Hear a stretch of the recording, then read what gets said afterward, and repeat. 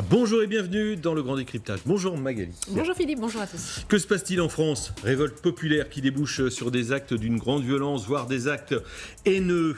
Si on rajoute, sans faire de lien évidemment, des tags antisémites, des églises profanées, on s'interroge, faut-il tirer la sonnette d'alarme? Eh bien, on va en débattre avec nos éditorialistes. Claude Veil, comme chaque lundi. Bonjour Claude. Bonjour. Et Arlette Chabot également est avec nous, bien sûr. Bonjour Arlette. Bonjour. Nos invités avec nous, Isabelle Floren aujourd'hui. Bonjour, députée Modem des Hauts-de-Seine.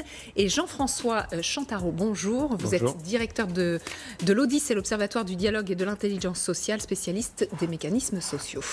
Alors avant tout, le point de départ, si on peut dire, que s'est-il passé en quelques mois? En juillet 2018, on s'embrassait dans la rue après une Coupe du Monde gagnée. Et puis dans ces mêmes rues, eh bien, quelques mois plus tard, on s'affrontait. On menace des députés, on constate une augmentation des actes antisémites et des églises profanées.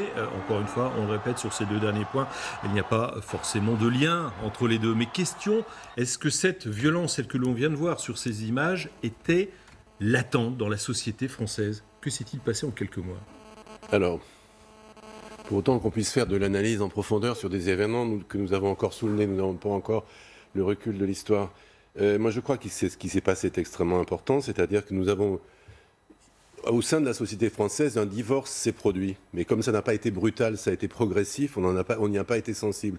Ce divorce, c'est en gros le divorce entre les classes aisées, diplômées, urbaines, plutôt âgée, et une France moins tout ça.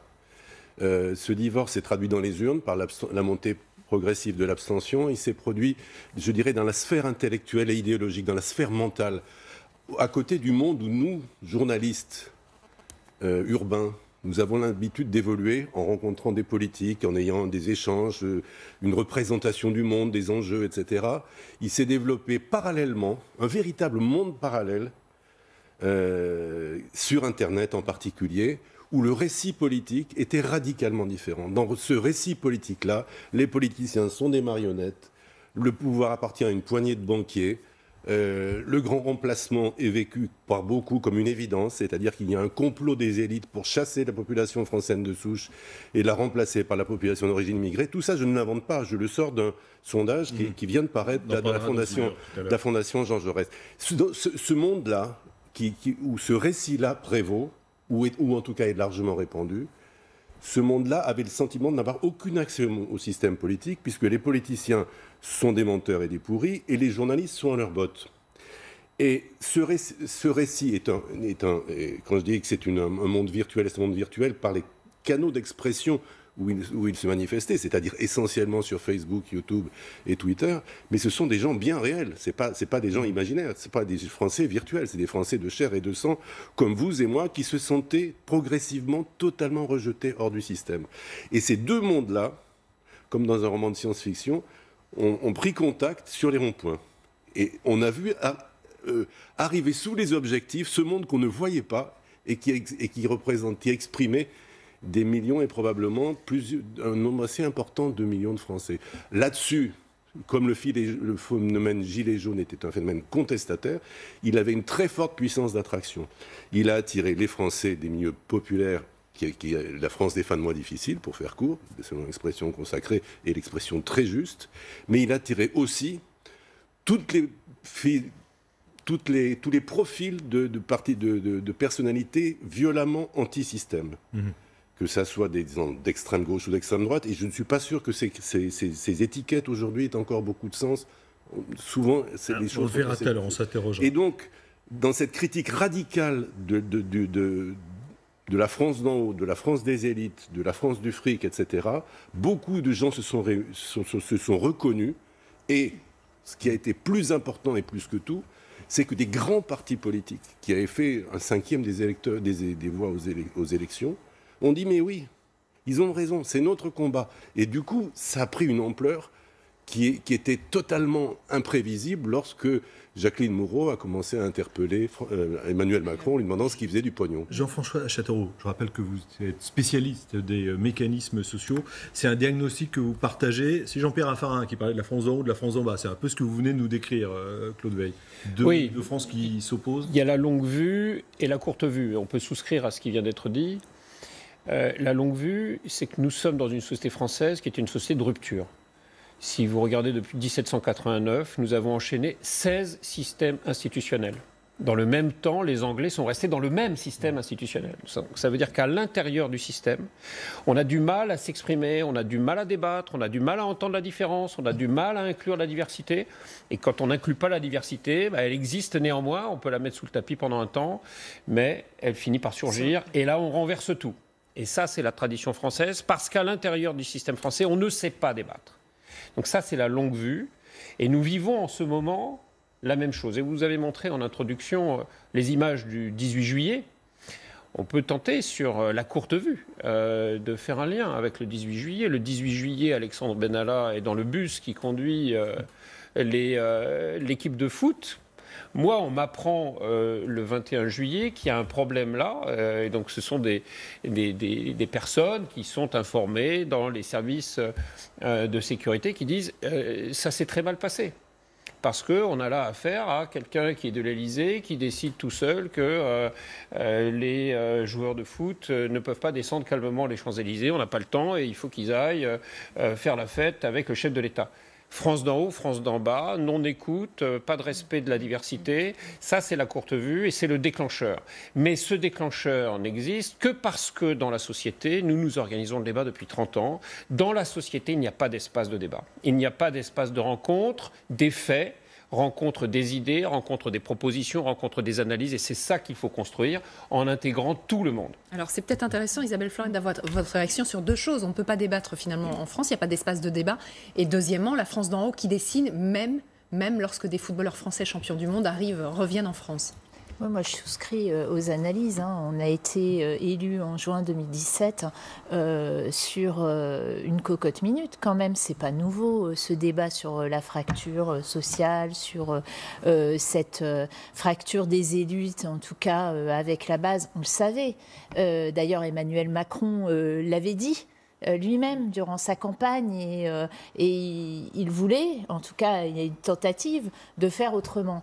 Force est de constater qu'à l'heure actuelle, ça n'a pas été le cas, qu'il est important, effectivement, et c'est pour ça que le moment du grand débat, on sent quand même que les Français y souscrivent dans une certaine proportion, les villes un peu moins que les territoires ruraux. Moi, j'appartiens à un département qui organise pas trop de débats, mais j'ai des collègues qui, dans un certain nombre de départements ruraux, y participent et il y en a tous les jours et tous les soirs. Donc, il y a une volonté, je suis d'accord avec vous, quand même, des Français de débattre. Donc, cette réponse du grand débat est pour moi, je pense, une première étape importante. Et puis, deuxième étape, c'est quand même des solutions pour trouver une solution aussi à cette fracture. Il y a déjà un certain nombre de réponses qui ont été apportées. C'est pas suffisant. Ça veut dire qu'effectivement, les partis, les élus ont aussi à se remettre en cause par rapport à la crise que nous vivons actuellement. Arlette Chabot, est-ce que la société...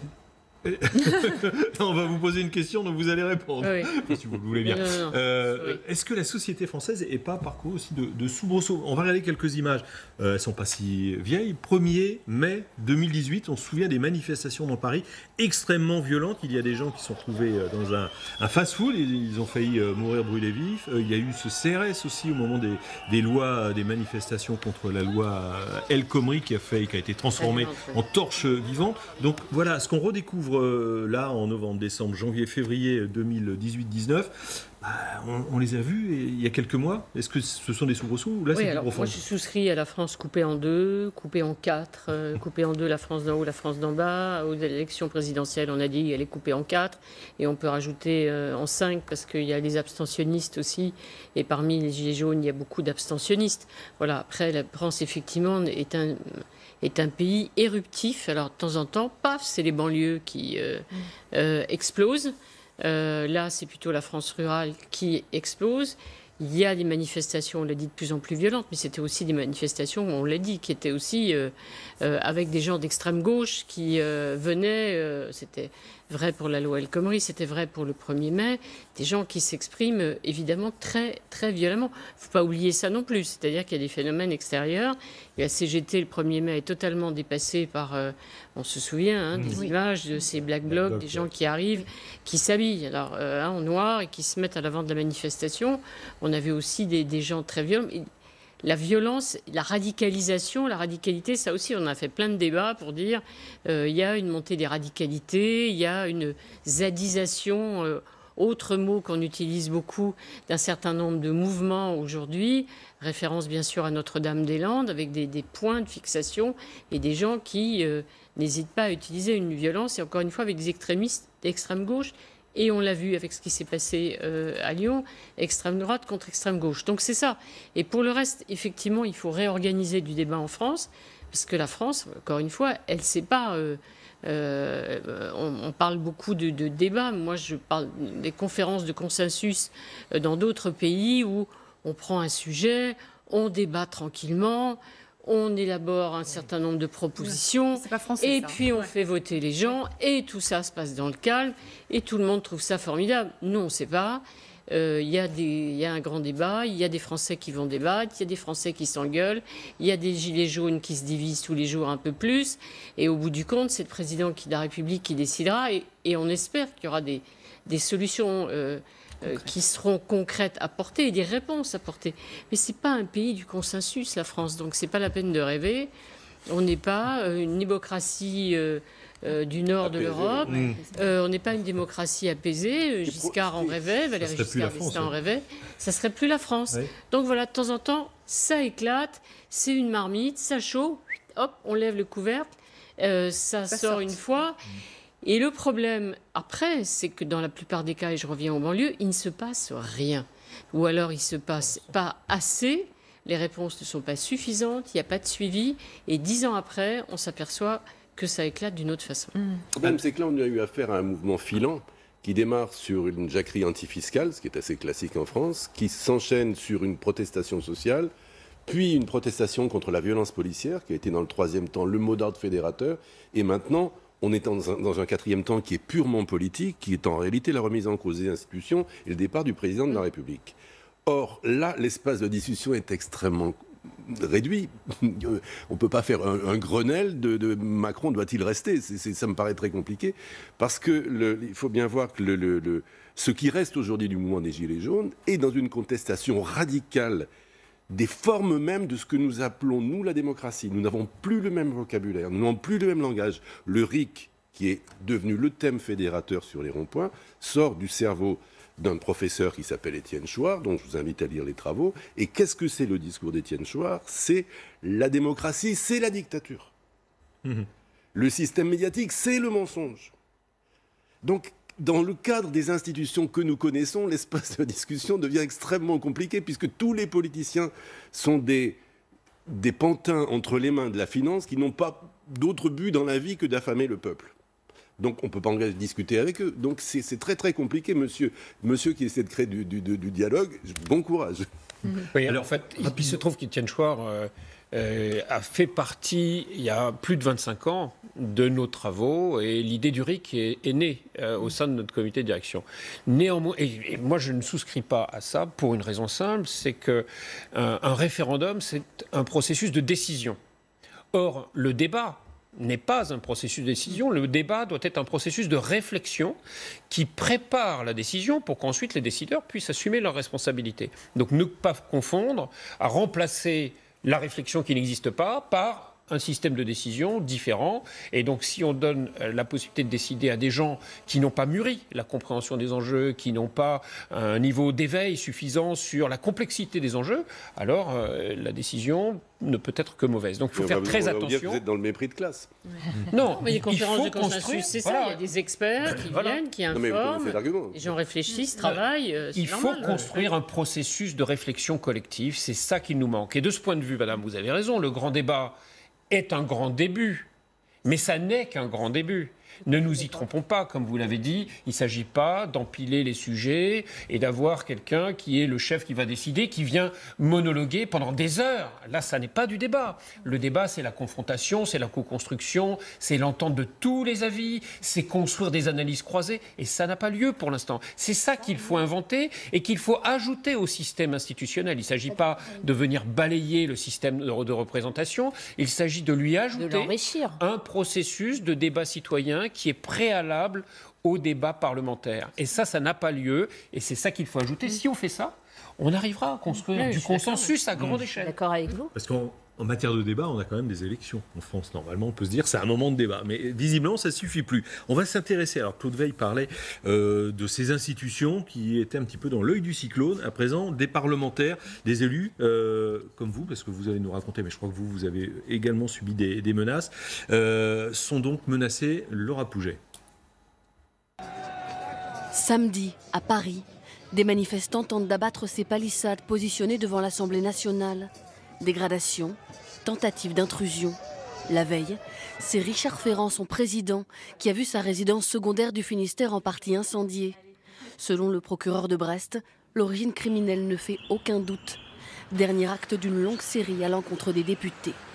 On a eu donc plus de 80 dégradations, exactions commises sur des permanences parlementaires, sur parfois des domiciles. La première fois, ça a été des gages en jaune. Un matin, je me suis réveillé, j'ai vu ça. Des domiciles, comme celui du député de l'Hérault Philippe Huppé. Mort à la REM. Tagué à plusieurs reprises, mais aussi des permanences comme celle d'Adrien Morenas dans le Vaucluse ou de Mounir Bellamiti à Nantes. La voiture de la députée Brigitte Dubois a été incendiée devant son domicile de Dordogne. Et son collègue du Val-de-Marne, Jean-François Mbaye, a reçu, lui, une lettre raciste. De quel droit un Africain vient se mêler des problèmes de la France ? On va tout simplement te mettre une balle dans la tête. Face à ces violences, des députés renforcent eux-mêmes leur sécurité privée en s'équipant d'alarmes, comme Philippe Huppé. Le ministère de l'Intérieur fait savoir que les policiers et gendarmes ont désormais pour consigne de porter une attention particulière aux domiciles et permanences de certains élus lors de leur patrouille. C'est ça. Isabelle Florennes, je rappelle que vous êtes députée MoDem, donc vous appartenez à la majorité, élue dans les Hauts-de-Seine. Question toute simple, est-ce que vous avez peur ? Ah, peur ? Non, parce que je suis élue et que je sais à quoi je m'engage quand on s'engage à être entre guillemets public, exposé. Donc, c'est votre premier mandat, madame ? C'est mon premier mandat en tant que députée. J'étais adjointe au maire pendant 10 ans. Donc, quand même, avec une certaine pratique de la confrontation des idées dans le débat public. Donc, des attaques qu'on peut recevoir tant qu'elles restent sur des projets et sur les idées. Là, on voit bien qu'on assiste à une dérive actuellement. C'est-à-dire que quand on vient chez vous, quand on a l'occasion de s'exprimer dans l'hémicycle, on reçoit des mails d'insultes. Sans compter qu'un certain nombre de mes collègues, plus de 70, et encore aujourd'hui, le siège d'un parti comme l'UDI a été vandalisé. Donc c'est tous les jours, c'est le président de l'Assemblée nationale. Donc on a une dérive quand même inquiétante de l'antiparlementarisme. Ce week-end, c'était pas par hasard que l'Assemblée nationale a été ciblée. Mais donc, vous savez ça, qui se cache derrière, parce qu'on peut employer le verbe caché. Est-ce qu'il y a des gens qui ont été démasqués et interpellés, etc. Il y a effectivement, pour un certain nombre de cas, des poursuites qui ont été engagées parce que des personnes ont pu être démasquées, parce qu'elles ne s'étaient pas cachées sur les réseaux sociaux. Et quel est leur profil à ces gens-là, ceux qui ont été démasqués ? Des gens connus en général par la police pour des faits de violence ou pour des attaques. C'est souvent le cas Mais de violences personnes qui ont droit été commun, je veux dire. Pour que ce soit bien clair, des violences, vous parlez de droit commun ? Oui, parfois. Parfois. Donc, ce n'est pas des violences contre... Pour des gens qui ont été repérés, je pense à une de mes collègues, ils ont pu poursuivre une personne qui était visiblement connue dans un autre département. Donc vous voyez, après, il y a des profils parfois qui sont connus, parfois pas connus, mais en tout cas, il y a une menace. On sait qu'on est exposé, mais là... Mais vous êtes surprise ? Quand je vois, écoutez, quand même, le président de l'Assemblée nationale, de voir cette information, j'étais dans un grand débat vendredi soir, en plein débat sur la démocratie, la citoyenneté, dans un climat tout à fait serein, apaisé à Suresnes, de voir arriver cette information d'une tentative d'incendie chez Richard Ferrand, ça peut que nous toucher. Enfin, en plus, sont des personnes qui, pour la plupart, députés, appelons à l'apaisement, au dialogue depuis 3 mois. Donc voilà, ça nous touche, effectivement. La solution, elle est de poursuivre, effectivement, et de réprimer ce type d'actes et de vandalisme, et puis aussi d'appeler au dialogue et d'appeler à des solutions de dialogue, ce que nous faisons. Et à des solutions, effectivement. Il y en a un certain nombre qui sont sur la table. Je pense qu'il ne faut peut-être pas attendre le 15 avril pour tout non plus mettre sur la table, parce qu'on voit bien que là, il y a une urgence. Ah oui, là, vous actuelle. êtes carrément un appel du... Mais c'est le MoDem ou c'est vous en tant que député MoDem? C'est une partie l'urgence, quand même, de parlementaires qui souhaitent... C'est un peu l'urgence aussi, qui fait qu'on ne va pas décider, mais en tout cas que l'exécutif doit montrer un certain nombre de signes d'apaisement aussi. Intéressant. Parce qu'il va falloir bien dissocier 2 choses. D'une part, les violences sont inacceptables. La police doit faire son travail, la justice doit faire son travail. Par ailleurs, le débat. Le débat, pour l'instant, encore une fois, n'a pas lieu correctement. C'est le début. Les conditions d'une réflexion sereine qui inclut toutes les parties prenantes ne sont pas réunies. C'est ça qu'il faut construire. Par exemple, sur LCI, vous pourriez décider d'inventer des nouveaux mécanismes d'expression, non pas seulement citoyenne, mais qui donnent la parole à la diversité des citoyens. Une émission comme celle de mercredi soir, par exemple, où le Premier ministre fait face à 10 Français, pour vous, c'est pas encore suffisant? Non, c'est pas ça du tout. Il ne s'agit pas d'avoir un décideur qui est mis quasiment en accusation ou en demande de réaction immédiate face à des gens qui sont en cours de réflexion. Il s'agit de réfléchir, d'inventer des solutions. Le problème de fond, quel est-il? C'est l'affaissement de la société française.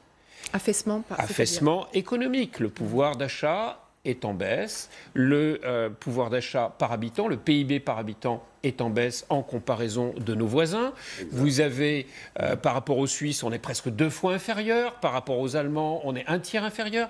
Nous sommes en paupérisation.